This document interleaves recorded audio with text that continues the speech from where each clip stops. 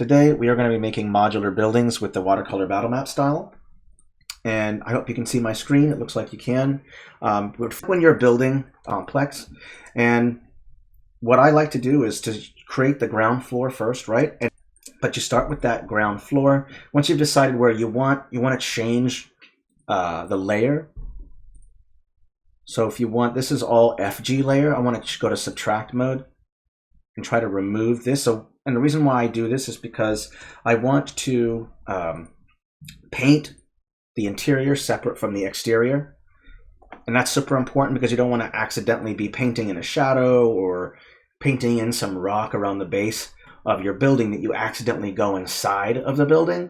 And that's really annoying, especially when you just finish doing the interior painting and then you try to do the exterior or vice versa and it bleeds over. That's super annoying and we don't want to do that. And then from there you can pick whatever it is, a texture that you want for a ground floor. It's a ground floor, so it can be stone because it's built on the ground floor. Obviously a second floor that's made of stone would be kind of heavy, would be kind of a lot. So your second floor might be made of something like wood. Or you can pick any kind of texture you want. There's some really nice textures in the dungeon textures because there's a lot of rock and even some alpha textures, and they look kind of nice, so you can do that. There's also the wizard textures. These are really nice. And I'm going to pick a texture that's going to be different from the wall. So the wall is kind of a light color. So instead of using a light color for the floor, I'm going to use a darker color for the floor. And a quick fill method is just rectangle. Make sure you set to that BG, press enter, and you have a nice floor texture. Remember, you kind of want a contrast, so don't have light walls, light floor, or dark walls, dark floor. Make sure one of them is lighter and one of them is darker. Me personally, I prefer the walls to be a little bit lighter so they pop out as you would expect, and I like the ground floor texture to be just a little bit darker so that way stamps really pop out and that way they look really nice with that contrast. And you want to do that same thing. Well, actually with the second floor, it's going to be entirely different. I pieced it together using stamps. You could use a clipping mask. And for those of you who don't know what a clipping mask is, I could show you real quick. I'll try to keep this short if I can. I think every style should have clipping masks. Let me just check. Here we go. At the very bottom, you're going to see clipping masks. And you don't type in clipping mask. You're going to have to type in edge instead. So I'll see about changing maybe the titles of these, but if you type in clipping masks in the search field, they won't pop up. So don't try to look for that. Type in edge first, and then these will pop up. But a clipping mask is basically something that just picks up the FG layer. So if I put this on top of the BG layer, which is right here inside this building, it's going to pick up the texture that's on the FG layer. That will not work as your floor. And the reason why is because if you've already kind of painted, well, actually it might work. It might work because this is on the BG, but that's the only way that would work is if you had the bottom floor be in the BG layer and the top floor would be using a clipping mask. That's the only way that you could make that work. Otherwise, you'd have to use stamps as your floor for your second floor. Because if it's all FG layer, then whatever you paint on the FG is going to show up on the clipping mask and on your ground floor. So you'll have to think about how to separate those two floors from each other.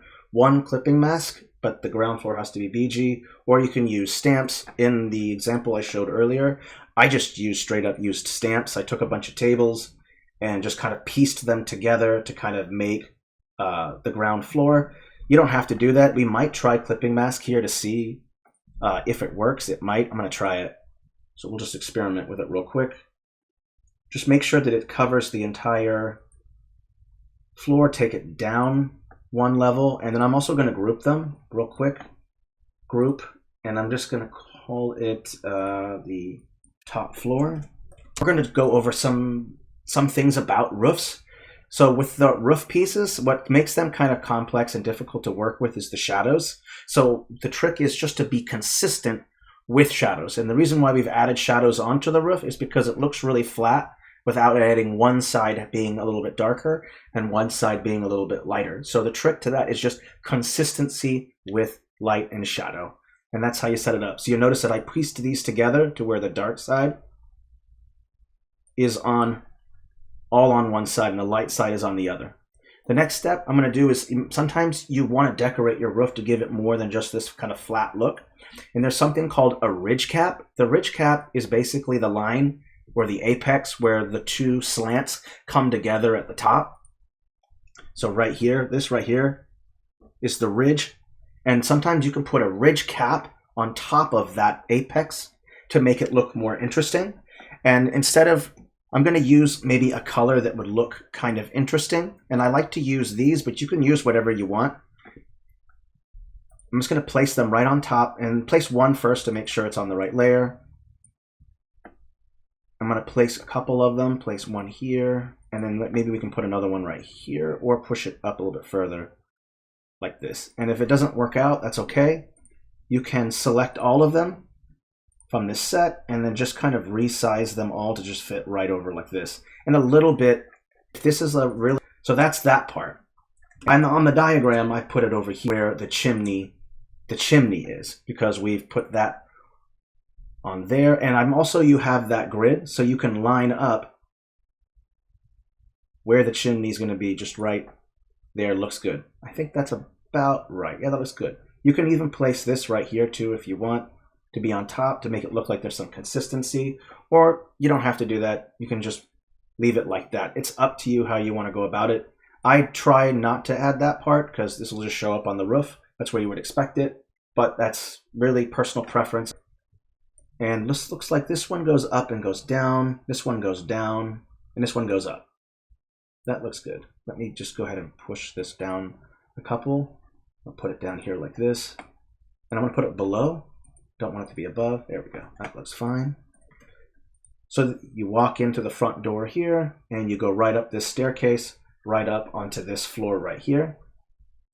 And we probably just want to really just take some stairs and just place them like this. And we'll do a little trick here if I can get it to work. Let me just copy and paste and delete that. And then I'm going to change this down a couple layers. Copy and paste this. We're going to do some clipping mask tricks here. I'm going to use that clipping mask, that same one we just had, and I'm going to put it right over on top like this. Okay, and I see my error. I'll have to bring this down a layer. There we go. Don't want it to overlap that. Let's go over a little bit this way. Okay. So now I just need to add maybe some railing because you don't want to be able to see this part. So I'll maybe add in some railing. Give me a sec here to put that all together. Okay, here we go. So there's some railing. And just right over that railing is the staircase going down. Just a simple trick. Clipping mask, cut off that bottom part, added on some railing on the top. It's really just as simple as that. And then I want to go ahead and just move the whole thing. I don't want that. Oopsie. Delete that. I'm going to move this whole thing right over to here on top, just like this. And I want to make sure that it's lined up right. And so already, boom, you have your staircase that goes down. And if you want, you can add some shadows. So I'll show you about what I was talking about going down the stairs.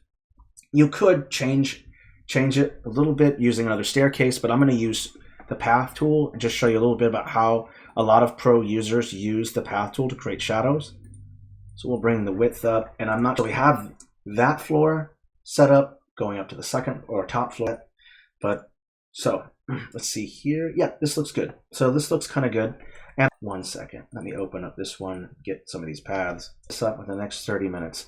So now that you've pretty much set up your floors, you don't have to worry about anything else. Everything else is kind of details when it's beds, a kitchen space, chairs, tables.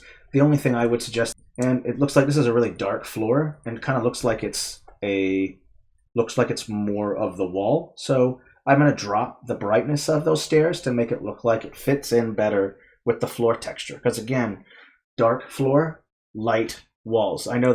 So let's take a look. Balcony there, not worried about this roof. And you're also going to want to make the roof for this next floor. And so I would just copy and paste these two together and then use a smaller piece. Let's go over to your little pieces like this. Take a small one. And I'll just put it like this. and then put the other one like this. And then I'm going to go ahead and group these together. Make sure that I have them all. Nope, I don't. Of course not. Right, group. That's okay. Okay, I'm just going to size it up just to fit just a bit. There we go. Okay. So you have those nice on top of this roof, and I'll put one here. One can be actually just right in front of the chimney, and we can put another one right here. And I might have to recheck that. This roof is going to be on top, so I maybe want to bring it down a bit. And you remember, you've got that grid on, and that grid is really, really helpful for wanting to space things kind of evenly, especially if you have more than two things. So you have that here. I'm going to put this on top, an organic element to your build. And that's really what I like to do, just having vines hanging off the ridge cap, kind of dangling down. That can look super, super nice. And so I'm going to do that, just add these nice vines kind of dangling down. Maybe even add some up against this part right here if you want, or along here, or even dangling some of the other way as well on top, like this. It's up to you how you want to go about it. If it's on that shadow side, then you might want to consider dropping the brightness just a hair so that it kind of represents that it's the darker side. And you can even do the same with whatever you place on this side as well. Drop the brightness down just a little bit. So it looks like it's kind of, and so I've kind of added those nice things to it. Chimney, this looks good. So I can go ahead and just kind of group this and call this the ground floor roof. I love when I say roofs. It almost sounds like a dog. Roof, roof, roof, roof. Love it. And also I want to be mindful of the direction of the shadows. So the shadows on those dormers are on the top part. So I'm going to switch that around. So it looks good just like that. Okay, it's on top. And I also want to consider putting stuff on top of this roof as well. So you can use, let's say, a different kind of window this time. Maybe a larger window would look better. Let me type in. And I'm going to expand all. There might be are dormers in here? Nope, they're not. Let me type in dormers or windows. I don't think they're called dormers. Let me check. A little laggy. There we are, right there. Okay, window. And I'm just going to put 2 of them. And again, think about where your shadows are. There's one right there. And I'm going to flip and rotate. And also, I'll show you a technique with shadows. I'm going to flip that around, put this on top. You have dormers. And again, I'll probably make this one just a little bit darker. It's on the darker side. Okay. So these dormers kind of look like they're a little flat. So I'll show you a trick that I do to kind of make them look less flat. Object. I'm going to go to the object shadow, go to 0. Again, easier to start from 0. And just kind of move it a little horizontally to where it's in front, like this. And that will give a shadow to make it look like there is some depth in the front part. Because that is where the most depth on a dormer is where the face or the window is at. It will go inward on the incline. So put the shadow on that side. And okay, that looks good. So now we can just go ahead and place everything on top. Let's take a look here. Everything, when you do this, also make sure it's layered properly. So the first one, which is your ground floor, I would push that down all the way to layer -5. So that way it's just so obviously the ground floor. And then from there you have your ground floor roof. And you can do anything between -4 and up. I'm just going to go up a couple layers. So I'll just go layer -2, and that's going to go on top like this. And then you have that second part right here. And if you want, I would just line it up to where this is on layer 0 or 1. I'm going to put it on top like this. And if I move this over, you'll be able to see it. So it's still on top. And then this last floor is obviously going to be your top floor. So make sure it's just the highest layer above the rest. And then you just place it right on top like that. And then you're done. Now there are things you can do as well. I use the path tool because right here you can't distinguish between this being another floor and this being kind of the roof. So you might have to adjust shadows. You can either flatten, I wouldn't flatten actually, I'd use the path tool. Let me show you real quick how to do that. Let's go with my top floor roof. I'm going to open it up. I'm going to go to the path tool. Make sure that my shadows, I'm going to go like this, make sure that it looks right. Okay. And you're also going to want to make sure it's set with the right layer. So wherever there's contact with the roof, just make sure that there's a shadow just underneath it, so that that way it's giving a sense of height and depth there. And I'm going to push it down a layer, down on the layer. Keep pushing it down. There we go. So the shadow, and you can do this multiple times to kind of get the optimal shadow that you want. Right here as well, I think would look kind of good. Right there, and some right here as well. Wherever the roof pieces are in contact with each other, you're going to want to make sure that you have some kind of shadowing there. And let's also try selecting it and make sure that, there it is. All right. And it might look weird when you move it, and that's okay. That's all right. And you don't have to move it as well. You can just select it like this. And if you go to your opacity, boom, you can just make it disappear just by dropping the opacity to 0. And you can just keep doing that with all your pieces. You can go down to the top floor piece, go over here, drop. Oopsie, there's a clipping mask there. So you actually do have to drop that one. I forgot about that. So you'll have to switch. You'll have to move this over to the side, it looks like, when it comes to clipping masks. Unless there's another way to go about it, I'll have to check that. But you get the general idea. You can just drop the opacity. For the majority of them, clipping masks, it's different. If you made your floor on your top floor made of a stamp, then you could drop the opacity. I'm not so sure if a clipping mask has the ability to turn it off. Let me check. Put this back on top. We're going to verify that. Where are we at? 37? Sweet. We're doing okay. Put this on top, and if you click the clipping masks, see, this is just a lot of work. You shouldn't have to do it, but you can turn them off with a clipping mask toggle, but that just seems like a lot of work. You shouldn't have to do that. You can just move it to the side, especially if you want to be able to like showcase every single floor, right? You're going to want to be able to have access. You might want to resize the thing so that all the roofs fit separate pieces. I can just delete this, and then here's a roof right here like this. So it's up to you how you want to go about it. And that's pretty much it. It's just decorating roof pieces. I know it can be complex and kind of confusing where you want to put things, but knowing what's in the ground floor helps you with the chimney, can help you with the windows. Knowing what's on that top floor is going to help you with what goes on that top floor roof. I just put 2 windows, but you could put a whole host of things. You could put a steeple, that you could put some kind of tower piece. You could make something to put on top of the roof like an orrery or a, what's the name of it? A wind, I forgot the name of it. It's some kind of wind chime thing. But you can, weather vane, you can put whatever you want on your roofs. Just make sure that to know what to put on your roof, you have what's inside your build. You know what's inside the building first. Utility will help you to know what to put on a roof. But you can put all kinds of things, all kinds of different kind of vines. Maybe you want to put maybe it's a dilapidated building and you want to put, let me see here. There's some broken pieces that you want. Let's say it's an abandoned building, right? And you want to take these damaged roof pieces like this, and you can put a steeple on if you want on top like this. Just again, make sure that you set anything you put on the roof with the object tool for object shadow, so that way there's some depth to it. Again, bringing that shadow all the way up, go to 0. Like decorating roofs, this doesn't have to be complex. Believe me, it can be a lot easier if you want it to be. You can push the shadow all the way against here like that to make it look like the shadow's there. It's up to you. Other dormers that you want to fit in. So if you want to put like a piece here, one second here, it's kind of taking a minute to load. 139 changes, and I'm at 3K editing. You can even do it like this as well. If you want to add in additional pieces, you can.